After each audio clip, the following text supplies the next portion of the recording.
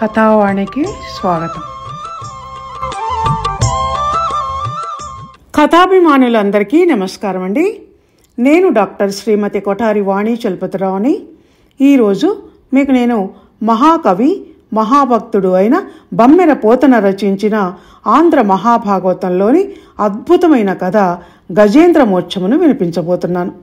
కార్తీక మాసంలో శైవ సంబంధి కథలు వినిపించినట్టు ఈ ధనుర్మాసంలో వైష్ణవ సంబంధి కథలను వినిపించాలని అనుకుంటూ ఉండగా కథలు కథానికలు అనే యూట్యూబ్ ఛానల్ నిర్వాహకురాలైన శ్రీమతి రాధిక గారు ఒక సందర్భంలో గజేంద్ర మోక్షంలో పద్యాలు బాగుంటాయి, రోజుకొకటి వినిపించండి అని అడిగారు. రోజుకొకటి కన్నా ఇలా ఆ కథ మీద ఒక ఆడియోనే చేస్తే బాగుంటుంది కదా అని నాకు అనిపించింది. అలా అనిపించగానే ఈ ఆడియో తయారైపోయింది. శ్రీమతి రాధిక గారికి కృతజ్ఞతలు తెలియజేస్తూ ఇక కథలోకి ప్రవేశిస్తాను. బమ్మెర పోతనచే రచించబడిన ఆంధ్ర మహాభాగవతం అష్టమ స్కందంలో ఉంది ఈ గజేంద్ర మోక్షం కథ.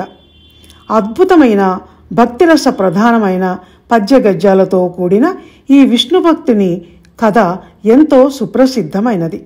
ఇందులోని పద్యాలు నోటికి రాని తెలుగువాడు ఉండడు.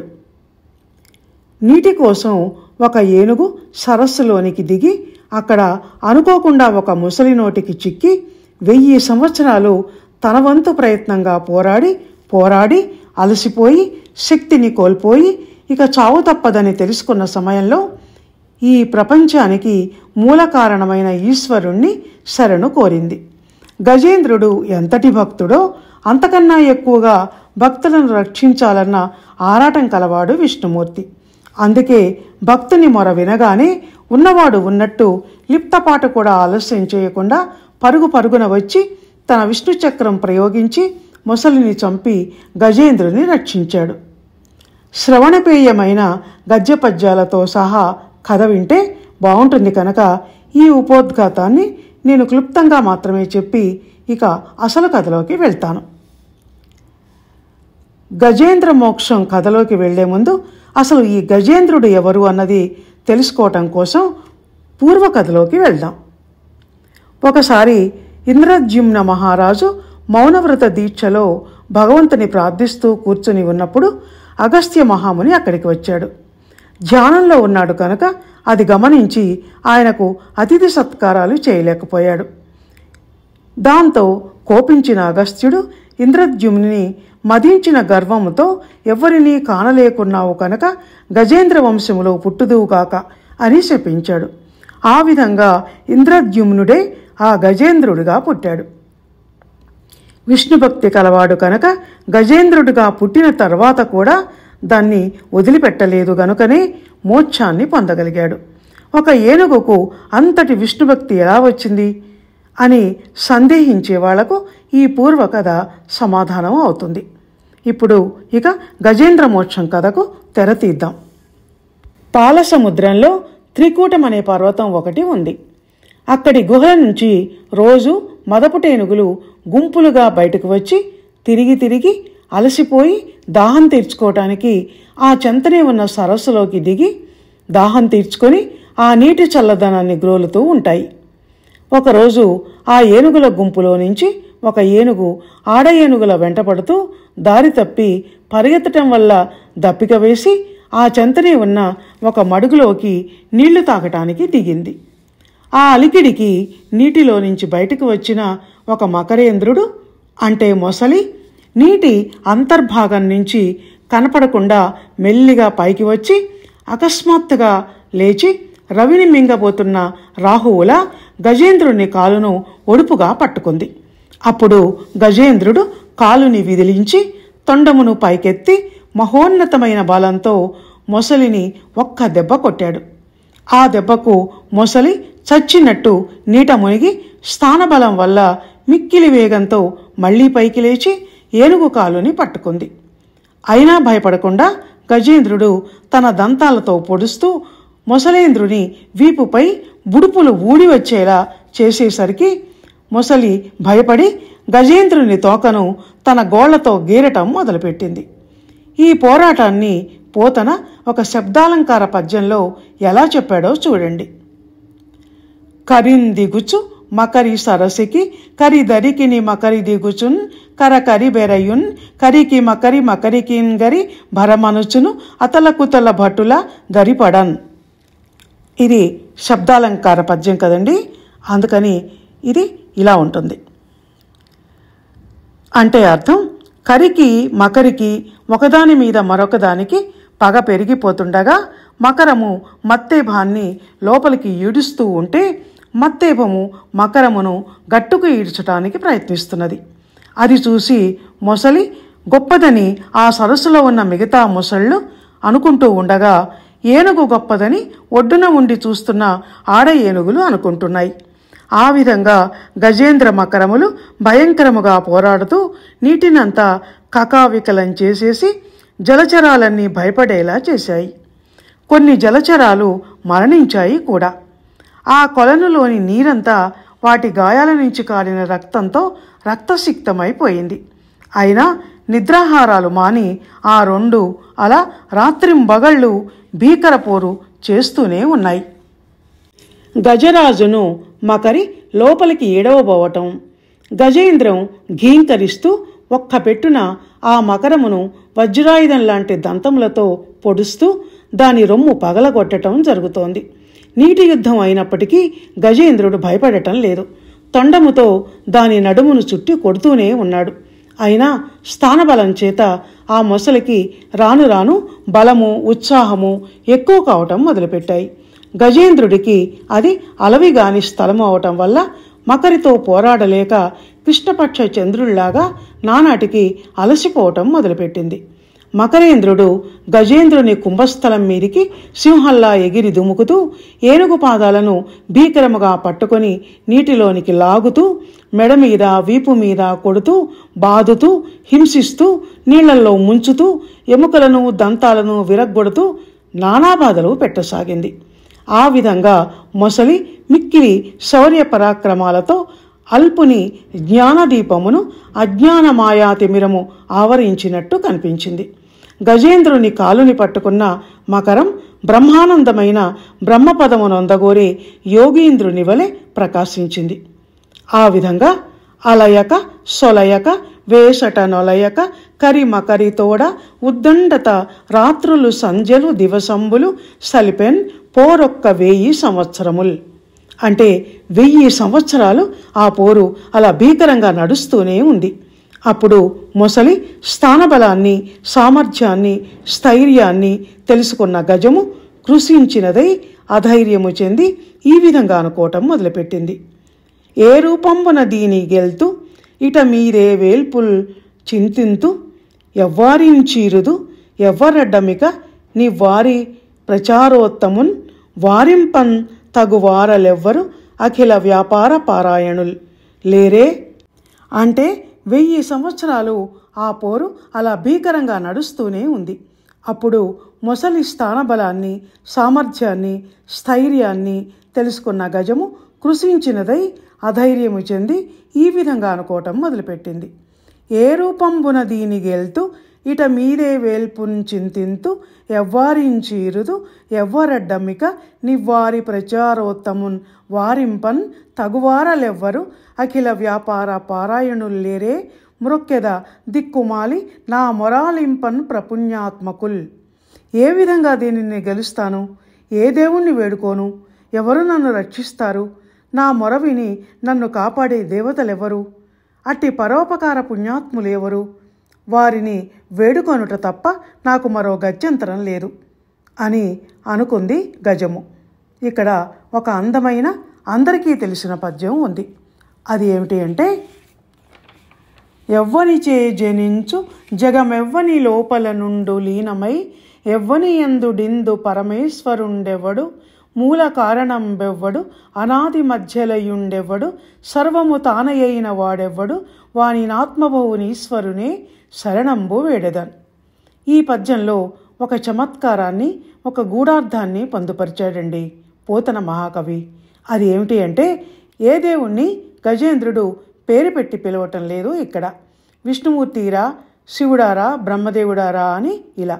ఎవని చేత ఈ జగత్తు సృష్టించబడుతోందో, ఎవనిలో లీనమై ఉంటుందో ఈ సకల చరాచర జీవరాశికి ప్రభువు ఎవడో, దీని మూల కారణం ఎవడో, ఆది మధ్యాంతుడు ఎవడో, సర్వాత్మ స్వరూపుడు ఎవడో, అలాంటి ఈశ్వరుని నా ఆపదను తొలగించి నన్ను రక్షించమని వేడుకుంటున్నాను అని మాత్రం అన్నాడు.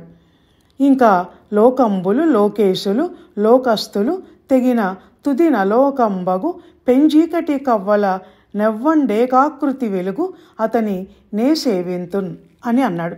ఈ 14 లోకములు సృష్టి స్థితి లయము అయిన పిమ్మట ఈ అంధకార బంధురమైన నిర్జన ప్రదేశమందు ఏకాత్మస్వరూపుడై మెలిగి ప్రకాశించునట్టి భగవంతుని ప్రార్థించెదను అన్నాడు. భగవంతుని అన్నాడు కానీ ప్రత్యేకంగా ఈ దేవుడు అని పేరు పెట్టి అనలేదు. ఇది ఇక్కడ గమనించాల్సిన విషయం.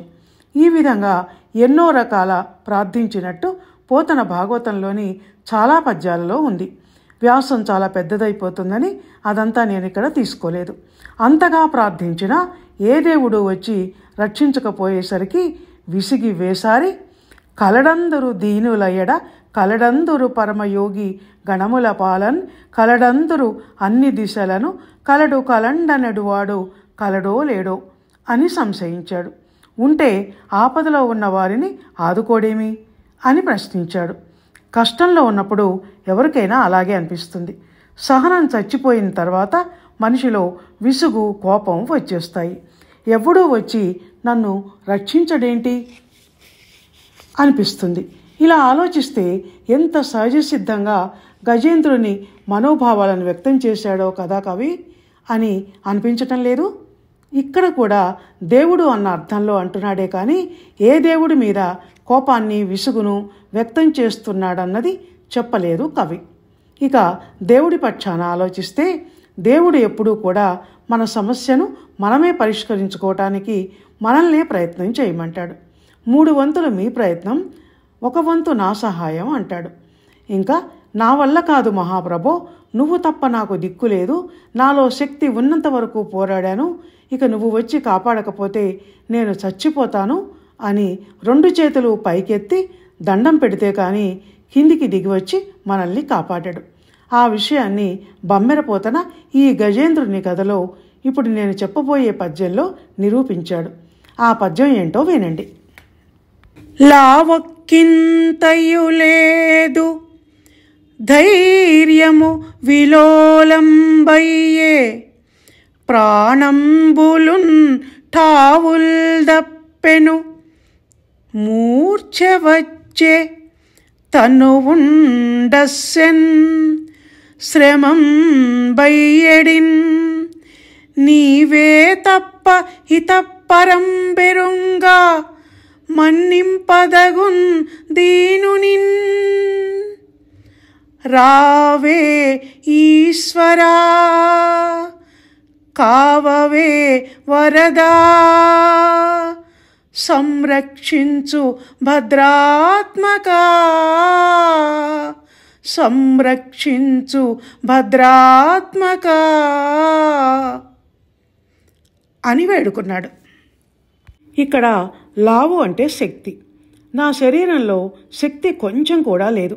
ధైర్యం చాలటం లేదు. ప్రాణాలు తమ తమ స్థానాలని కోల్పోతున్నాయి. మూర్ఛ వస్తోంది. శరీరం అలసిపోయింది. శ్రమ ఎక్కువైపోతోంది. ఇలాంటి పరిస్థితిలో నీవు తప్ప నాకు ఇతరులు దిక్కులేరు. ఈ మొసలితో పోరాడలేకపోతున్నాను.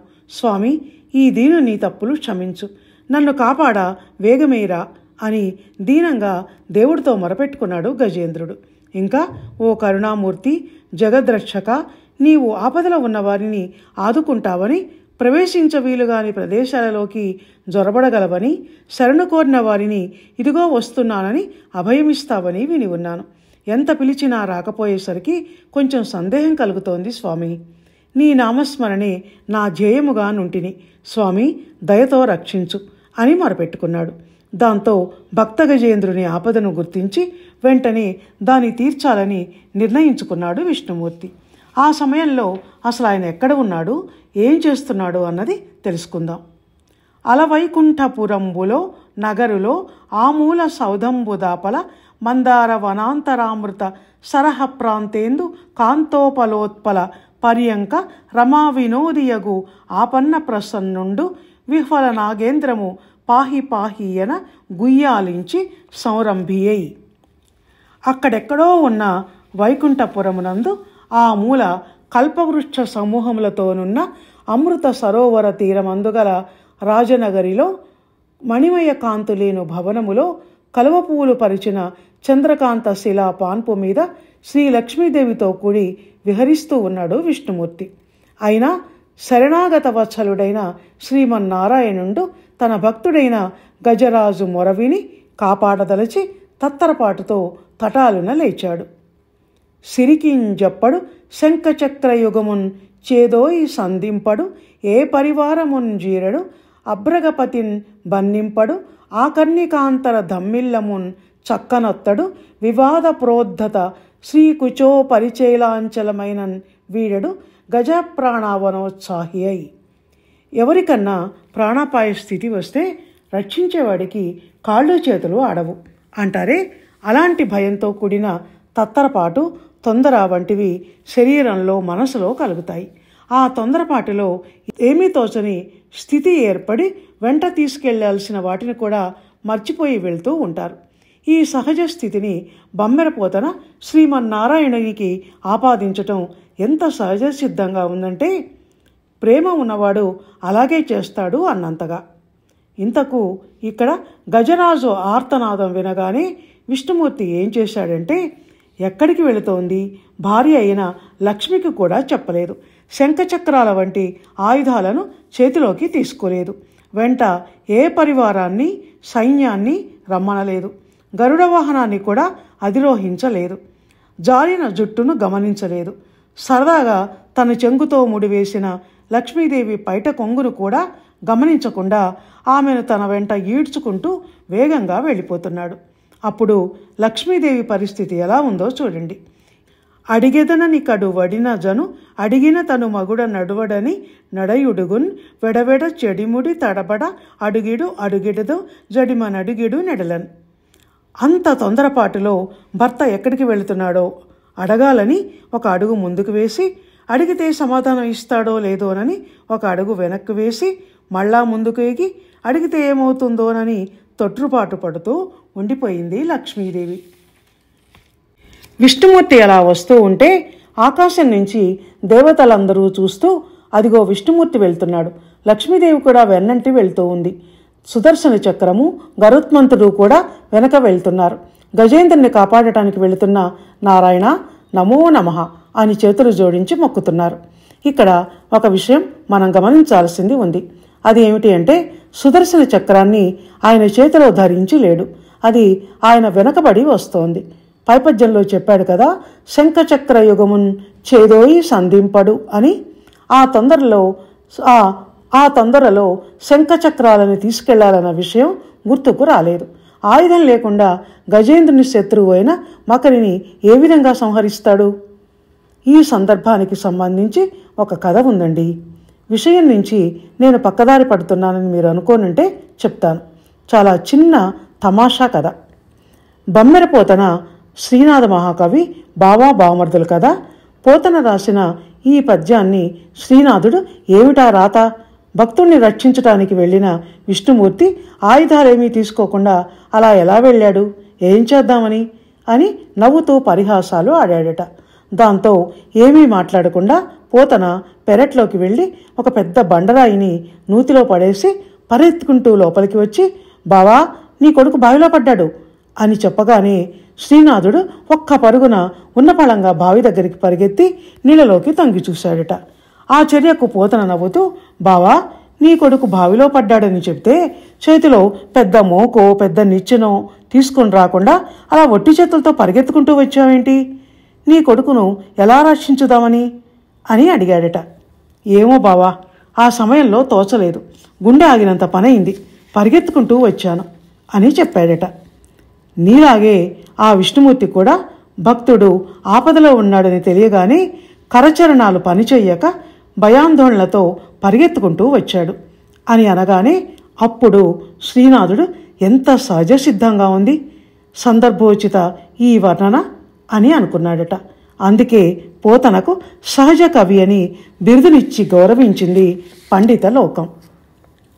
ఆసక్తికరమైన సమయస్ఫూర్తితో కూడిన ఈ కథ ఇదండి. ఇక అసలు కథ గజేంద్ర మోక్షం ఆఖరి భాగానికి వెళ్దాం. విష్ణుమూర్తి తనను తీసుకెళ్లకపోవటంతో చక్రాయుధం విష్ణుమూర్తి కన్నా ముందే ఆ సరస్సు దగ్గరికి వెళ్ళటం మొదలుపెట్టిందట. అంతేకాదు, ఇంకా చాలామంది అలా విష్ణుమూర్తి వెంటబడి వెళ్ళారు. వాళ్ళు ఎవరు అంటే, తన వెంటన్ సిరి లచ్చి వెంట అవరోధవ్రాతమున్ దాని వెంకను పక్షీంద్రుడు వాని పొంతను ధను కౌమదకి శంఖచక్ర నికాయంబును నారదుండు ధ్వజినీకాంతుండు రావచ్చి రొయ్యన వైకుంఠపురమునంగలుగువారు ఆబాల గోపాలమున్. విష్ణువు వెంట లక్ష్మి, ఆమె వెంట అంతఃపుర జనం, వాళ్ల వెంట గరుత్మంతుడు, అతని వెనక విల్లు శంఖచక్ర గదాది ఆయుధాలు, వాటి వెంట నారదుడు తోడుగా వెళ్లారు. ఆ తర్వాత వైకుంఠపురంలోని ఆబాల గోపాలం తరలి వెళ్ళింది. అలా వెళుతున్న విష్ణుమూర్తిని చూసి ఆకాశంలోని వేల్పులందరూ ఆనందించారు. సాటిలేని వేగంతో అలా వెళ్లిన హరి అల్లకల్లోలమై ఉన్న కరిమకరి పోరి చేస్తున్న మడుగు దగ్గరికి వెళ్ళాడు. వెళ్ళి గజేంద్రుని సత్వరమే కాపాడదలిచి ప్రచండ ప్రళయ భీకరమైన కళ్ళు మిర్మిట్లు గొలిపే కాంతివంతమైన నిప్పురవ్వలు వెదజల్లుతున్న సుదర్శన చక్రాన్ని ఆ మొసలి మీదకు వదిలిపెట్టాడు. అది వెంటనే బుగబుగ ధ్వనులతో జ్వలిస్తూ కొలనును కల్లోలపరుస్తూ లోపలికి తీవ్ర వేగంతో వెళ్లి మేరుపర్వతం వంటి శరీరాకృతి కలిగిన ఆ మొసలి శిరస్సును తటాలున త్రించి సంహరించింది. మకరం ఒకటి రవిజొచ్చెను, మకరము మరి ఒకటి ధనదుమాటున దాగెన్, మకరాలయమునన్ తిరిగెడు మకరంబులు కూర్మరాజు మరువున కరిగెన్. ఒక మకరం మకర రాశిలో ప్రవేశించింది, మరి ఒకటి కుబేరుని చేరింది. మిగిలిన మకరములన్నీ ఆదికూర్మమును చేరి వెనకకు దాక్కున్నాయి. అంతటా గజేంద్రుడు రాహువు విడిచిన చంద్రుని వలె ప్రకాశిస్తూ సంసార బంధముల నుంచి బయటపడిన విరాగి వలె మొసలి పట్టు నుంచి విడిపించుకొని కాళ్లను విదిరించుకొని బయటపడ్డాడు. అప్పుడు హరి భీకర ధ్వనితో దిక్కులు పిక్కటిల్లేలా పాంచజన్యాన్ని పూరించాడు. దేవతలు బేరీ ధ్వనులు మ్రోగించారు. జయ జయ నినాదాలు మెన్నుముట్టాయి. ఆకాశం నుంచి పూలవర్షం కురిసింది. అప్సరసలు ఆనంద నృత్యం చేశారు. సముద్రుడు ఆనందంతో తన ఎత్తైన కెరటాలను ఆకాశమంత ఎత్తుకు ఎగరవేశాడు. అప్పుడు విష్ణుమూర్తి గజేంద్రుని దగ్గరకు వెళ్ళి, నిడుదయ్యగు కేల గజమును మడువున వెడలంగ దిగిచి మదజల రేఖలు తుడుచుచు మెల్లెనన్ పుడుకుచు నుడిపెను విష్ణుండు దుఃఖము. తన పొడవైన చేతులతో హరి గజేంద్రాన్ని వెలికితీసి మదజలాన్ని తుడిచి ప్రేమతో వీపు నిమిరి దాని భయాన్ని పోగొట్టాడు. ఇది గజేంద్ర మోక్షం కదా అండి. బమ్మెరపోతన రచించిన మహాభాగవతం కావ్యంలోని పద్యాల ఆధారంగా నేను ఈ ఆడియోని మీకు సమర్పించటం జరిగింది. అయితే గజేంద్రుని పూర్వకథను ఆడియో ప్రారంభంలో చెప్పుకున్నాం కదా. ఇప్పుడు ఈ మొసలి ఎవరో ఆ కథను చెప్పుకొని అప్పుడు ముగిద్దాం. హూహూ అనే పేరు గల గంధర్వుడొకడు ఒకరోజు తన ప్రియురాండ్రతో కలిసి మాలినీ నదిలో జలవిహారం చేస్తూ ఉండగా దేవలుడు అనే మహర్షి స్నానం చేయటం కోసం ఆ మడుగులోకి దిగాడు.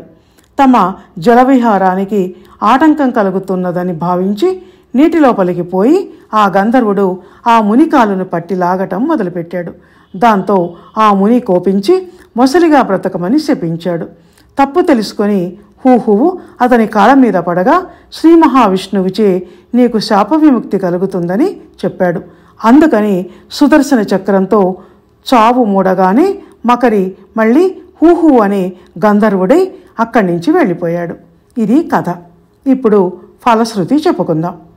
గజరాజు మోక్షణంబును నిజముగా పఠించునట్టి నియతాత్ములకున్ గజరాజ వరదుడిచ్చును గజతురగ స్యందనములు కైవల్యంబున్.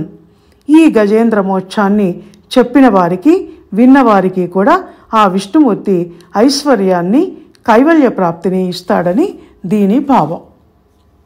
ఇంతవరకు ఎంతో భక్తి శ్రద్ధలతో ఈ గజేంద్ర మోక్షం కథను విన్న మీ అందరికీ, అడిగిన రాధిక గారికి ధన్యవాదాలు. మంగళం మహత్.